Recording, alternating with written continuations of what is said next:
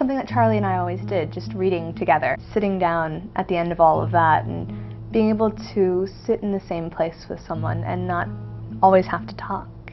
And being comfortable in somebody else's presence is what reading does for us.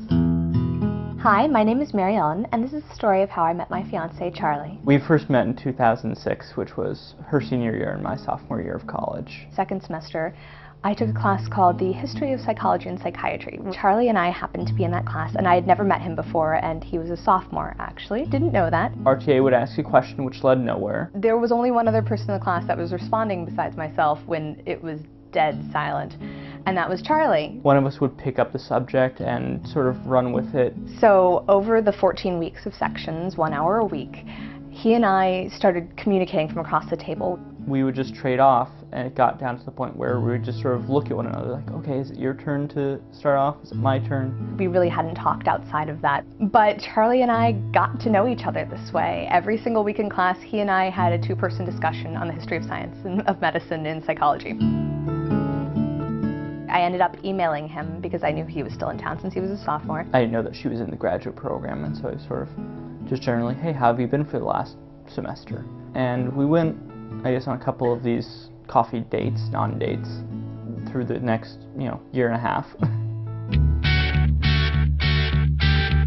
She was presenting her paper, which had been accepted to a conference. There were about 45 people in the room. And as I walk in the door, sort of trying not to make a big show of arriving after the talk's already started, I stopped, and I saw him, and I lit up. I know I did. And I said, "Oh, hi!" And then seems to realize that she's still in front of everybody and needs to keep talking. I realized that I was delighted to have him there in a way that it was more than the coffees that we've been going to. At one point, a little over a year and a half ago, we both went out to our favorite cafe bookstore and said, okay, well, it's getting a little bit late, maybe it's time to go. It was so good talking to you, it's been a couple hours. We looked at the clock. It had been almost 6.5 hours that we were sitting there. We realized, there may actually be something here.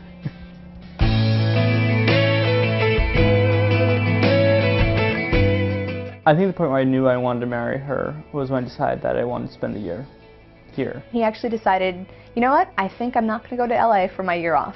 He got his deferral, and he decided to stay here. And I looked for positions here. I found a position in a lab here at the medical school, and yeah, I realized I can spend life here with her for at least, this year, and beyond that, who knows. He studies the circadian rhythms of Drosophila. In layman's terms, he studies the sleep cycles of fruit flies.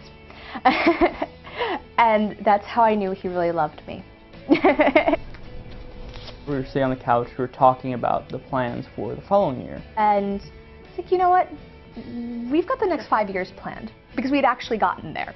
I said, okay, then we're engaged. And I said, no. He's like, no. I'm like, you have to put it in question form. That was not a question. So I restated in the form of a question. And I made sure he was serious. And then, yeah.